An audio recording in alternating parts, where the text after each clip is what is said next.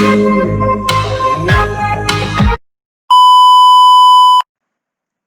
students, hi, this is Pankaj Singh. Welcome to Trident's Chemistry, where we will learn topics of chemistry in conceptual and tricky ways. So let's begin. Hello students. So we were learning periodic classification of element, periodic classification of elements. So in this, till the last lecture, we completed the modern periodic table, modern periodic table. Okay. All the points, how many groups are there? We know that there are how many groups? 18 groups.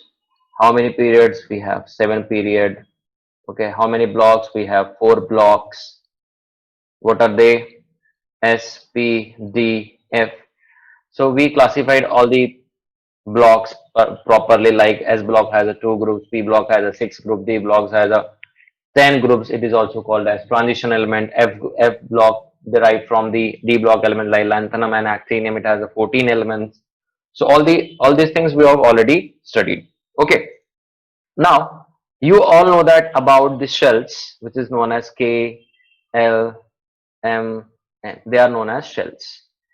K shall represent n equal to 1, L shall represent n equal to 2, M represent n equal to 3, and N represent n equal to 4. Right? This is how we are going to classify the electrons. Electrons कौन से shell में कितने electrons होते हैं, correct? तो हमने ये भी पढ़ा हुआ है ऑलरेडी 9th स्टैंडर्ड में, फिर मैं बता देता हूं. तो अगर हमारे पास फॉर्मूला है कि total number of electrons in any given shell, क्या फॉर्मूला होगा बच्चों? It is 2n square. तो अगर हम k की बात करें तो it will have only 2 electron, 2 का 1 का स्क्वायर तो 2 इलेक्ट्रॉन, 2 इंटू 2 का स्क्वायर तो 8 इलेक्ट्रॉन, फिर 2 इंटू 3 का इलेक्ट्रॉन तो 18 इलेक्ट्रॉन, फिर 2 इंटू 4 का तो sorry it is 32 electron. Fine. तो ये चीजें आपको ऑलरेडी पता है. Now today we are going to study about trends in modern periodic table. What is mean by trends? मतलब अब पीरियोडिक टेबल हमें पता है, टॉप टू बॉटम हम पढ़ने वाले हैं, लेफ्ट टू राइट ये दो चीजें हम पढ़ने वाले हैं. ठीक है. तो इसमें कौन कौन से ऐसे प्रॉपर्टीज है जिसमें चेंजेस होते हैं? तो जैसे अगर फर्स्ट पॉइंट है जो हमें स्टडी करना, हमारा syllabus, we are going according to the syllabus of our 10th standard. पहला हो गया एटॉमिक रेडियस, करेक्ट, या we can call it as atomic size.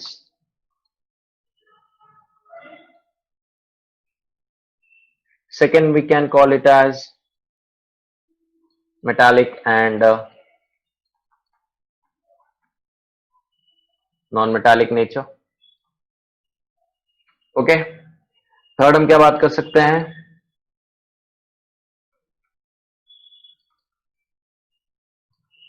Ionization potential, जिसको हम आयोनाइजेशन एनर्जी के नाम से भी जानते हैं. ओके. फोर्थ,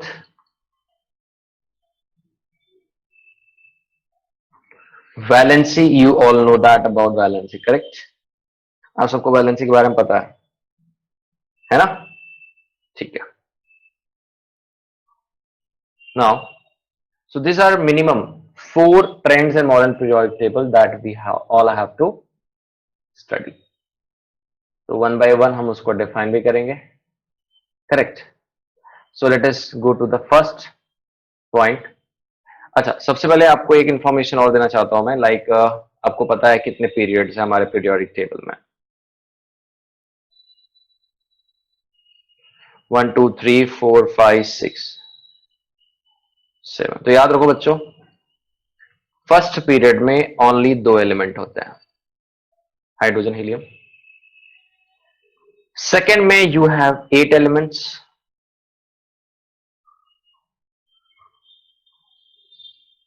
थर्ड में भी कितने हैं, 8 है, फोर्थ में 18 है, फिफ्थ में भी 18 है, sixth and seventh, how many, 32 elements. So if in exam they'll ask you the shortest period having shortest minimum amount of elements, so इसको हम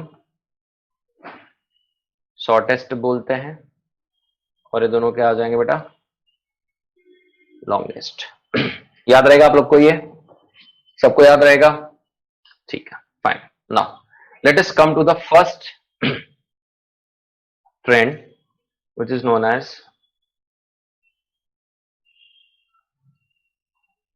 एटॉमिक रेडियस, और जिसको हम और किस नाम से जानते हैं, एटॉमिक साइज। बहुत सिंपल तरीके से इसको पढ़ने की कोशिश करेंगे हम लोग। तो बेसिकली एटॉमिक रेडियस क्या है, what we consider to, because we all know that atom का एग्जैक्ट रेडियस फाइंड करना पॉसिबल नहीं है, ठीक है, this all are what assumptions we have. So according to this concept, how can I define atomic radius? Distance from nucleus to outermost orbit is known as atomic radius, is known as atomic radius, is known as atomic radius, ठीक है। अब हमें trend पढ़ना, तो trend मैंने आपको बोला था कैसे पढ़ना, ट्रेंड हमें कैसे पढ़ना है, across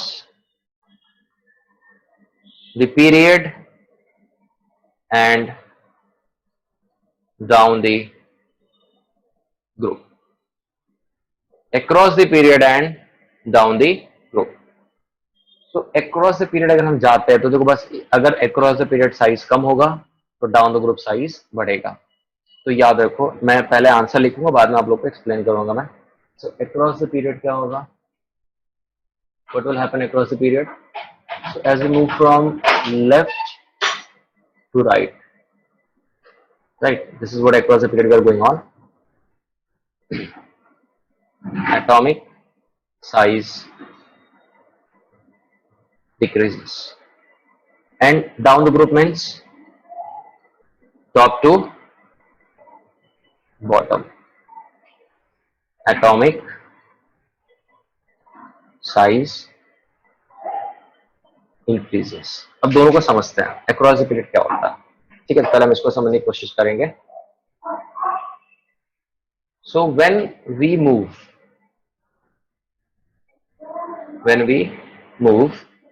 from left to right, then we move from left to right,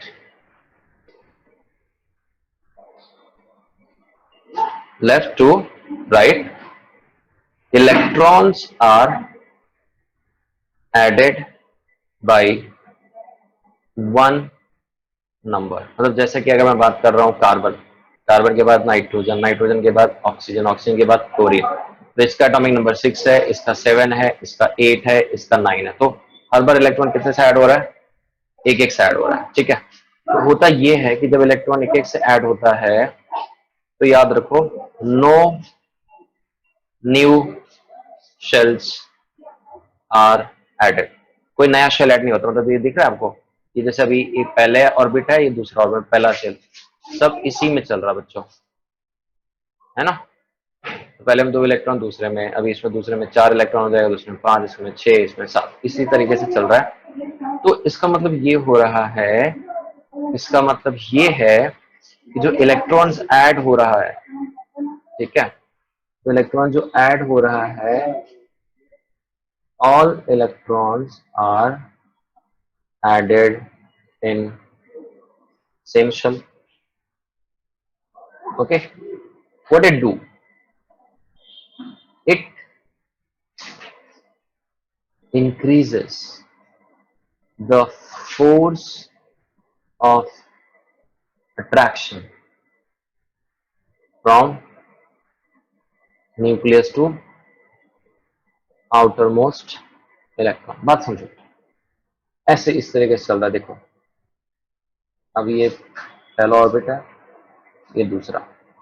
अब इसमें मान लो 2 इलेक्ट्रॉन है, इसमें 3 इलेक्ट्रॉन है। अब फिर जो नेक्स्ट एटम आया, अब क्या हुआ उसमें, पहले ऑर्बिट में 2 इलेक्ट्रॉन रहेगा, दूसरे में कितना 1 2 3 4। अब जो चौथा इलेक्ट्रॉन सेम ऑर्बिट में ऐड हुआ है, तो जो न्यूक्लियस है उतनी ही दूरी पे, जितने में सारे दूरी पे, तो उसको अपनी तरफ स्ट्रांगली अट्रैक्ट करता है, तो साइज और कॉन्ट्रैक्ट होता है। फिर नेक्स्ट में जाओगे तो साइज और छोटा सा हो जाएगा, तो 1 2 3 4 5 हो जाएगा। फिर और नजदीक जाओगे तो साइज और भी छोटा सा हो जाएगा। बात समझा रहे हैं हम लोग को, 1 2 3 4 5 6। तो अक्रॉस द पीरियड क्या हो रहा है, साइज कम हो रहा है। Why? Because electrons are added by one number and all added electrons are in the same shell. So what it do? It increases the force of attraction from the nucleus to the outermost electron. Clear हो गया सबको ये बात? Yes, everyone. I hope you are getting this. Fine.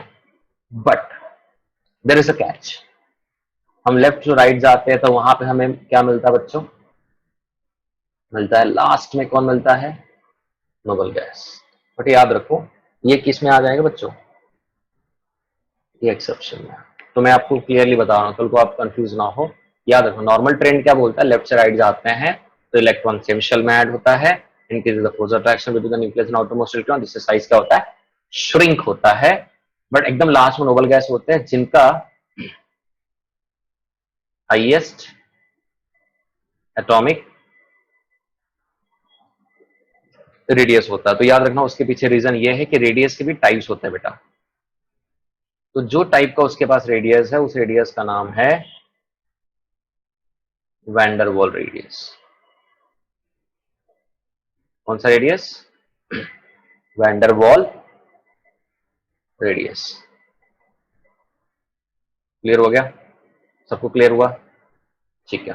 तो radius की अगर बात है तो मैं यहाँ बता देता हूँ। हमारे पास अभी फिलहाल जितने भी रेडियस मैं आपको बता रहा हूँ यहाँ पे, उसको मैं रब करता हूँ। पहले मैं इस साइड लिख देता हूँ ना, इस साइड लिख देता हूँ उसको मैं, शॉर्टेस्ट एंड लॉन्गेस्ट। तो अभी कैसा है कि रेडियस के जो टाइप्स है, सबसे पहले मैं बात करूंगा ionic radius, second metallic radius, third covalent radius, and fourth is van der Waals radius. देखो मैं बहुत ज्यादा इसको लेकर डिटेल में नहीं जाना चाहता, बिकॉज ऑलरेडी आप हाई स्टैंडर्ड में पढ़ने वाले हो। बस मैं ये चाहता हूं कि मेरे स्टूडेंट्स को एक आइडिया हो कि रेडियस कैसे होने वाला है। ठीक है, अब जैसे आयनिक रेडियस को हम यहाँ पे नहीं लेंगे, because exactly ionic radius calculate करना इज नॉट पॉसिबल, बिकॉज ये बिटवीन आयंस होता है। ठीक है, तो अगर हम सिर्फ इन तीनों की बात कर रहे हैं, तो देखो मेटल में जो बॉन्ड बनता है कैसे बनता है, इस तरीके से कनेक्शन होता है मेटल्स में। यस, इस तरीके से।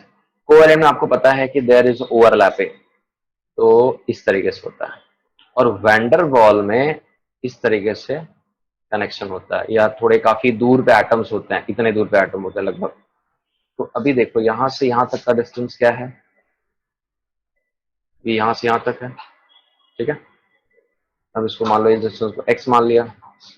अब यहां से यहां तक का डिस्टेंस y, और यहां से यहां तक का डिस्टेंस z। तो बताओ, ये वैन डर वाल रेडियस है, ये कोवेलेंट रेडियस है, और ये मेटालिक रेडियस। सबसे ज्यादा रेडियस किसका है? तो याद रखना, radius of van der Waals is greater than radius of metallic is greater than radius of covalent. अब कोवेलेंट पता ही आपको, कोवेलेंट बॉन्ड जिसमें ओवरलैपिंग होता है। ठीक है, मेटालिक मतलब मेटल बॉन्ड्स। ठीक है मेरे बच्चों? ठीक है। सो याद रखना, अभी वैन डर वाल रेडियस जो होता है सबसे बड़ा रेडियस होता है, इसलिए उसकी साइज बढ़ जाती है। अभी देखो दूसरा ट्रेंड तो बाकी है हमारा, डाउन द ग्रुप। बहुत सिंपल सा आंसर है, मैं भी डायग्राम ड्रॉ करूंगा, आपको समझ आ जाएगा डाउन द ग्रुप क्या हो रहा है।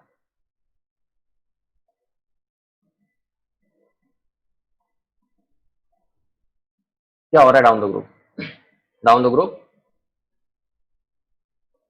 New shells are added. पहला पॉइंट हो गया। दूसरा, electrons are added in bulk. Bulk मतलब समझो, अब अगर मान लो हम बात कर रहे हैं लिथियम की, लिथियम में 3 है, उसके बाद सडनली सोडियम आ गया 11, उसके बाद सडनली कौन आ गया, पोटेशियम आ गया 19, उसके बाद कौन आ गया, रुबीडियम आ गया 37। कितने इलेक्ट्रॉन का डिफरेंस आ रहा है? जब मैं यहाँ पे बात कर रहा था कार्बन, नाइट्रोजन, ऑक्सीजन, क्लोरीन, तो क्या हो रहा था, 6, 7, 8, 9, इतने का एक एक का डिफरेंस आ रहा था। इसमें बल्क वाला डिफरेंस आ रहा है, देखो। तो उससे क्या हो रहा है, नंबर ऑफ शेल्स बढ़ रहा है। नंबर ऑफ शेल्स बढ़ेंगे तो सिंपल सी बात है, क्या होगा, force of attraction between nucleus and outer most electron क्या होगा, रेड्यूस। अब जब फोर्स ऑफ अट्रैक्शन रिड्यूस होगा तो ऑटोमेटिकली टॉप से बॉटम क्या होगा, size increases. Yes, everyone, I hope you all are getting this.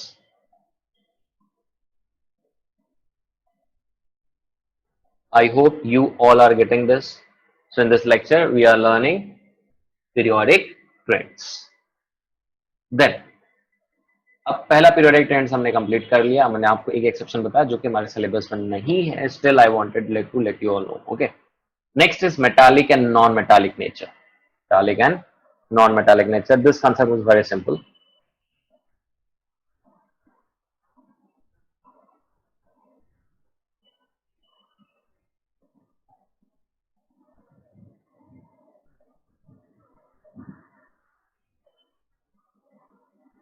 बच्चों एक बात बहुत क्लियरली से समझ लो कि अगर आपको पहला ट्रेंड समझ में आ गया अच्छे से, तो बाकी कोई भी ट्रेंड्स आपके लिए डिफिकल्ट हो ही नहीं सकता।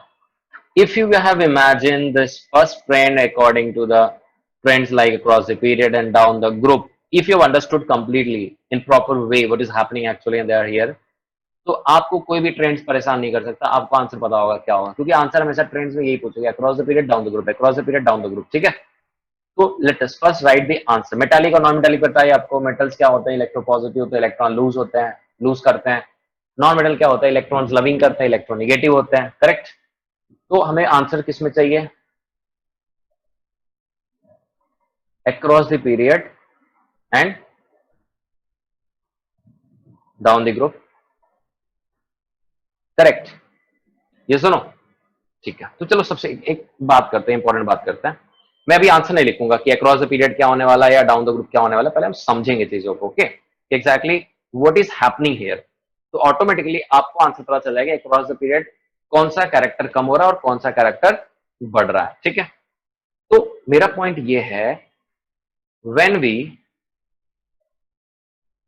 Move from left to right, when we move from left to right, what happens, we know that atomic size decreases. Why? Because I can say force of attraction between nucleus to outermost electron increases। बात समझ में आ गई थी इतनी सबको last वाले trend में। तो एक बात बताओ, जब हम लेफ्ट से राइट जा रहे हैं तो हमें पता है एटॉमिक साइज कम हो रहा है, हमें पता है एटॉमिक साइज क्या होते जा रहा है, कम होते जा रहा है। ठीक है, इसका मतलब अट्रैक्शन बढ़ता जा रहा है। ठीक है, और मेटालिक और नॉन मेटालिक नेचर को हम किस तरीके से यहाँ पे देख रहे हैं। मेटल मतलब क्या करेगा, वो इलेक्ट्रॉन को लूज करेगा। नॉन मेटल क्या करेगा, वो इलेक्ट्रॉन को गेन करेगा। अब मुझे एक बात बताओ, जब force of attraction between nucleus and outermost electron बढ़ गया है, तो क्या न्यूक्लियस उस इलेक्ट्रॉन को लूज होने देगा? अट्रैक्शन कम हो गया, सॉरी अट्रैक्शन ज्यादा हो गया, तो उसने अपने इलेक्ट्रॉन को टाइटली पकड़ के रखा है, तो क्या वो इजीली लूज होने देगा? नहीं। बट अगर उसको मौका मिलेगा तो बल्कि उसके आजू बाजू उसको इलेक्ट्रॉन जा रहा होगा उसको खींच लेगा। इसका मतलब जब मैं लेफ्ट से राइट पे जा रहा हूं तो साइज कम हो रहा है, फोर्स ऑफ अट्रैक्शन बढ़ रहा है। फोर्स ऑफ अट्रैक्शन इतना बढ़ चुका है कि अगर उस एटम के आजू बाजू से भी कोई इलेक्ट्रॉन जा रहा है तो उसको भी अपनी तरफ पुल कर लेता है। और ये किसका नेचर है? ये किसका नेचर है? ये नॉन मेटल का नेचर है and we are learning this from left to right. चलो अब मैं बात करता हूं. When we move from top to bottom, इसको पूरा लिखता हूं मैं. When we move from top to bottom, तो हम क्या हम ऑब्जर्व क्या करते हैं बताओ? What we are observing here? क्या बोल रहे हैं हम? Atomic size increases.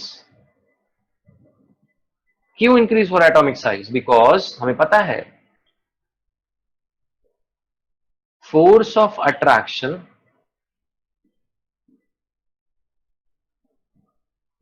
बिटवीन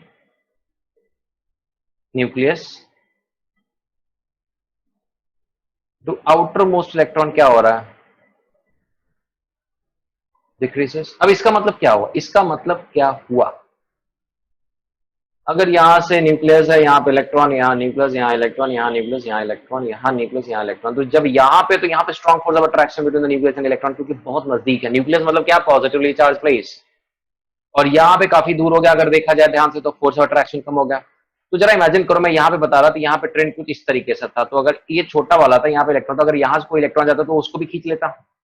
और बड़े वाले, अगर बड़े वाले के पास से इलेक्ट्रॉन जाएगा तो क्या उसको खींच पाएगा न्यूक्लियस? Answer is no. क्यों? क्योंकि यार वो अपने इलेक्ट्रॉन को खुद टाइटली कॉन्ट्रैक्ट नहीं कर पा रहा है, पुल नहीं कर पा रहा है, तो बाहर के इलेक्ट्रॉन को क्या करेगा? तो इससे क्या होगा? ये कौन सा नेचर प्रूव कर रहा है? ये अट्रैक्शन अगर कम हो रहा है तो इलेक्ट्रॉन इजिली लूज किया जा सकता है. अट्रैक्शन अगर कम हो रहा है डाउन द ग्रुप, तो इलेक्ट्रॉन इजिली लूज किया जा सकता है. और इलेक्ट्रॉन लूज करता कौन है? मेटल्स करता है. और अट्रैक्शन अगर बढ़ रहा है तो इलेक्ट्रॉन इजिली गेन किया जा सकता है, और ये काम कौन करता है?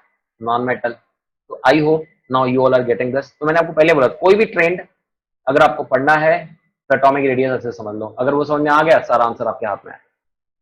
तो अब देखो, अगर मैं बोलूं अक्रॉस द पीरियड, हम पता है अक्रॉस द पीरियड हम लेफ्ट टू राइट जाते हैं. तो लेफ्ट टू राइट अगर हम जा रहे हैं तो क्या हो रहा है? एटॉमिक साइज डिक्रीज हो रहा है, फोर्स ऑफ अट्रैक्शन बढ़ रहा है. तो फोर्स ऑफ अट्रैक्शन बढ़ रहा है मतलब इलेक्ट्रॉन पुलिंग नेचर बढ़ रहा है. तो क्या हो जाएगा? क्या बोलेंगे हम लोग यहाँ पे? नॉन मेटालिक नेचर इंक्रीजेस और मेटालिक नेचर डिक्रीज. ये तो हमें पहले से पता है. लेफ्ट में मेटल होते हैं और राइट में नॉन मेटल्स होते हैं. Down the group, down the group क्या हो रहा है बेटा? एटॉमिक साइज बढ़ रहा है, तो इलेक्ट्रॉन पुल करने का पावर क्या होता जा रहा है? कम हो जा रहा है. तो नॉन मेटालिक कैरेक्टर क्या हो जाएगा? कम हो जाएगा. और मेटालिक नेचर क्या हो जाएगा बच्चों? बढ़ जाएगा. Understood everyone? है ना?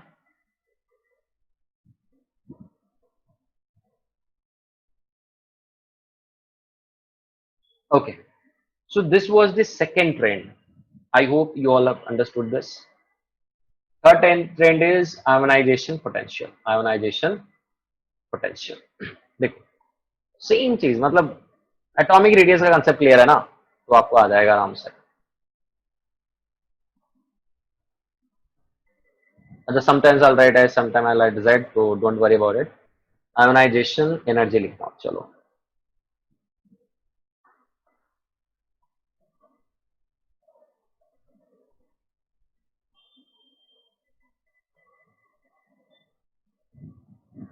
so what is ionization energy?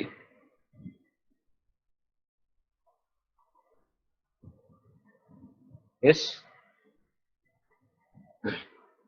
अब मैं डिफाइन करता हूं, आपको ऑटोमेटिकली समझ में आ जाएगा. Minimum amount of energy required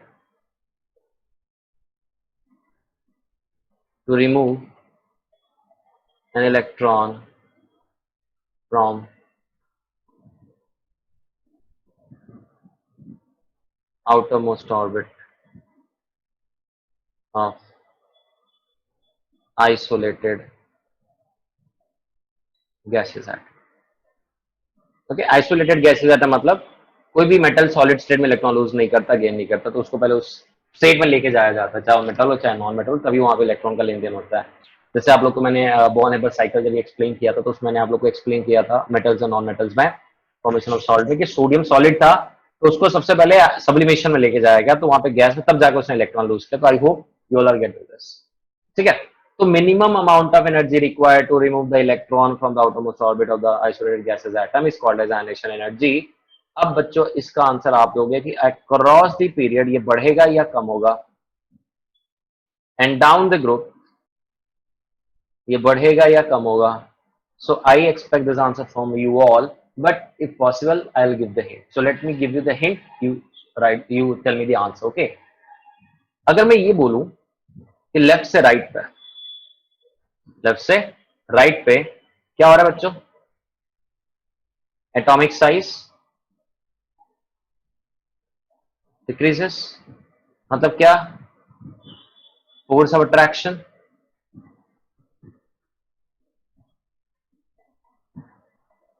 between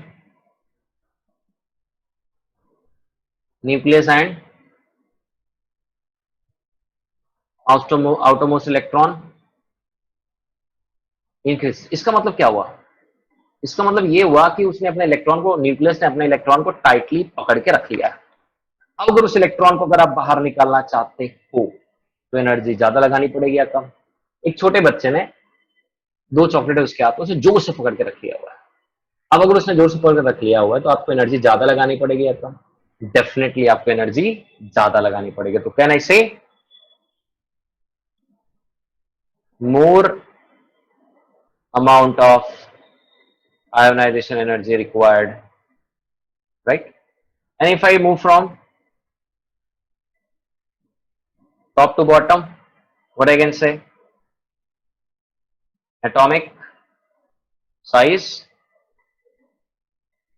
increases. So what happens to force? Force of attraction between nucleus and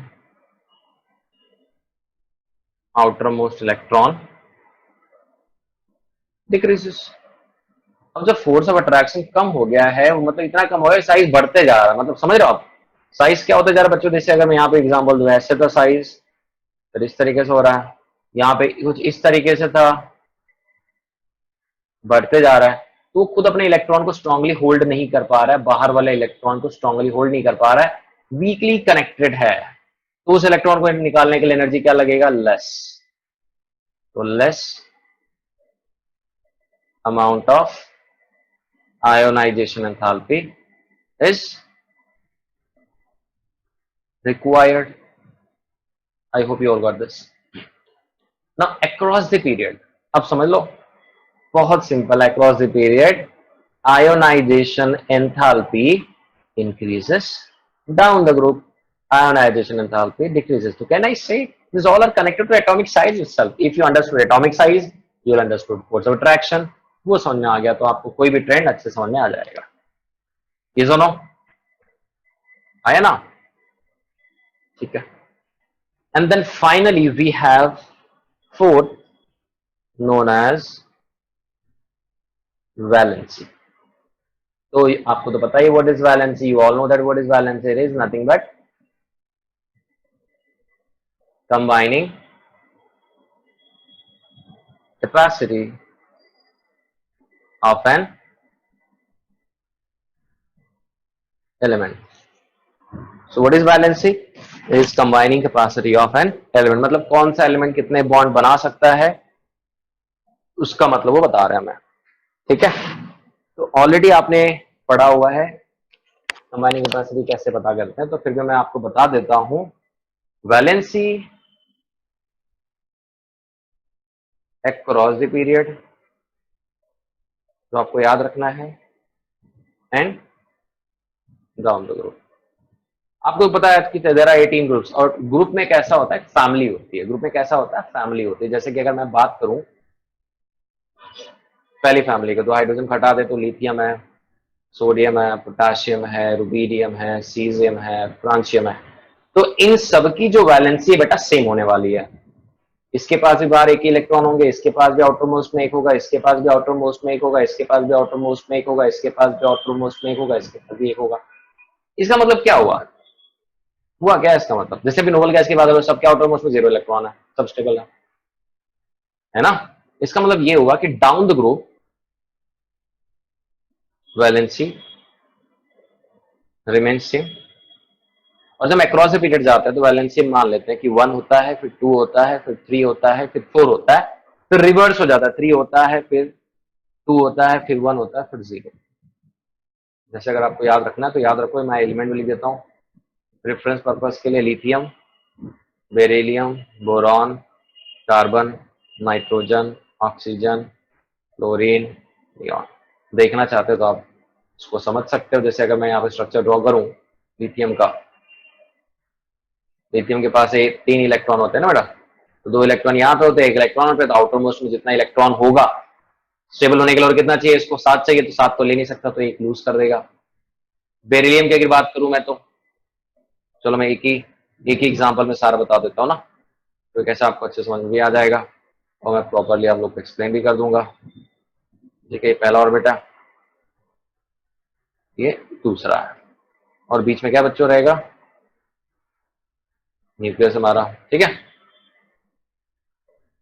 तो देखो अभी लिथियम एक ऐसा 3 इलेक्ट्रॉन होता है, तो 2 यहाँ पे रहेगा, 1 यहाँ पे। अब दूसरे में 8 इलेक्ट्रॉन चाहिए स्टेबल होने के लिए, 8 तो नहीं ले सकता, 7 तो गेन नहीं कर सकता, तो 1 लूज कर देगा, तो उसकी वैलेंस 1 हो जाएगी। बेरिलियम में कितने इलेक्ट्रॉन होते हैं, 2 बाहर आ जाएंगे क्योंकि 4 एटॉमिक नंबर, तो 6 तो गेन नहीं कर सकता, तो 2 लूज करेगा, इसके लिए वैलेंसी 2 है। बोरॉन में क्या होता है बेटा, एटॉमिक नंबर 5 है, तो 2 को 3 लिखोगे आप, तो 3 हो गया, तो 5 तो गेन नहीं कर सकता, 3 लूज करते, इसलिए 3 है। कार्बन में कितने होते हैं, 4 होते हैं, तो दोनों चांसेस है, गेन भी कर सकता है, लूज भी कर सकता है, इसलिए शेयर करता है।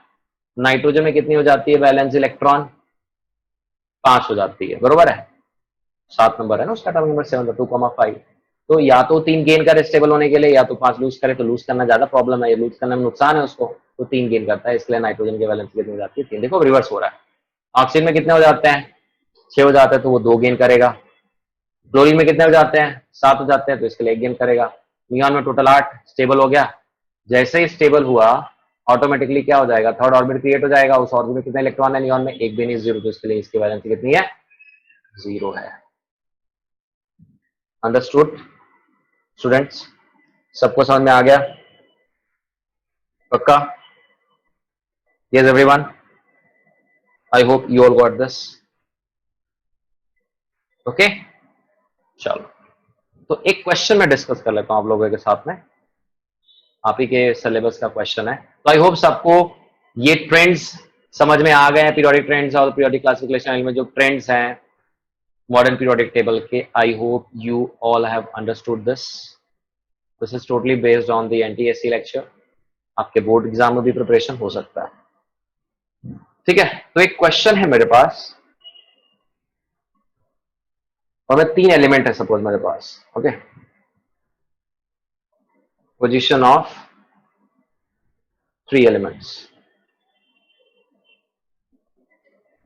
A, B and C in the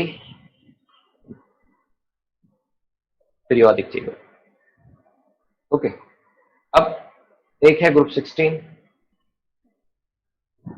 एक है ग्रुप 17। अब यहां पे कुछ स्पेस दिया गया हुआ है, तो यहाँ पे एलिमेंट्स हैं, और 4th प्लेस पे एलिमेंट बी इज देयर, और इसमें पहले प्लेस पे कोई नहीं है, इसके सामने ए है, फिर ब्लैंक है, फिर यहाँ पे सी है। ठीक है, no the question has been asked, पहला ए इज मेटल और नॉन मेटल, पहला क्वेश्चन पूछा गया है। B,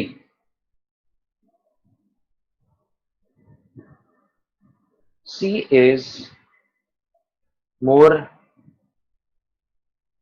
reactive or less reactive than A. Third,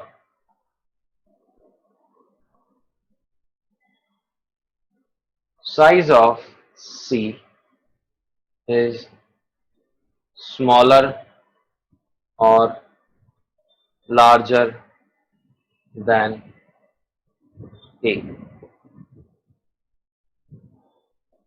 D. Which type of ion?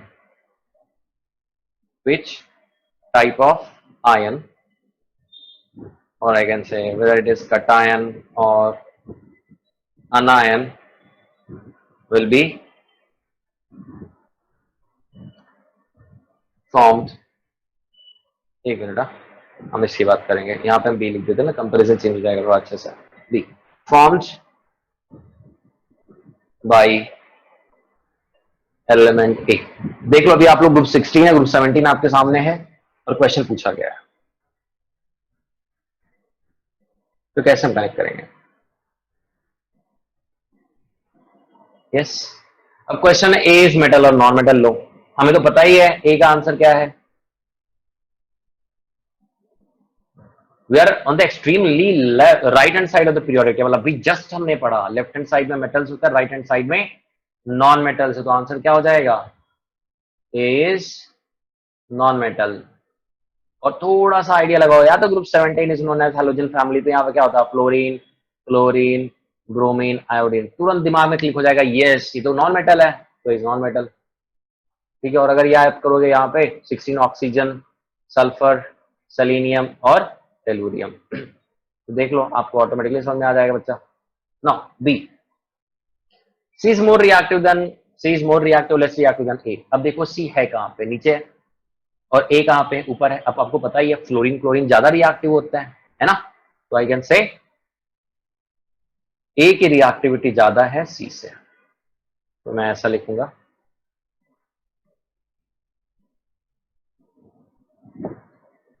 Reactivity of A is greater than the reactivity of C. Third question क्या बचा? Size of C smaller और larger than B. अरे वाह, good question. अब अगर हम left to right जाते हैं, ये लेफ्ट टू राइट ही हुआ ना, मैंने क्या बताया था आपको ट्रेंड्स के बारे में? लास्ट वाला तो मान लो सबसे बड़ा, उसके लिए छोड़ दो, लेकिन लेफ्ट टू राइट जाते हैं तो साइज क्या होगा? कम होगा. यस, तो size of C is smaller than size of. समझ में आ गया बच्चों? Last, which type of ion, cation and anion will be formed by the elements A. अब सिंपल सी बात है, क्लोरीन है ना, और ये नॉन मेटल है, तो क्लोरीन आपने देखा है कभी भी Cl बनता है क्या? कभी देखा Cl प्लस? फिलहाल तो नहीं, वो तो बहुत सारे केसेस होते हैं, बट जो जनरल टर्म्स है निगेटिव होगा, तो हम क्या लिखेंगे बेटा? It will form अनायन. क्लियर हो गया बेटा? सबको समझ में आ गया? Yes everyone? फाइन. ओके, सो ऐसे क्वेश्चंस हमें डील करने हैं. So I hope you all have understood. You all have understood the trends, the topics today's lecture. So here we completed with this chapter. If you have any doubts, so we can discuss in the doubt session. Okay, students, all the best. Thank you.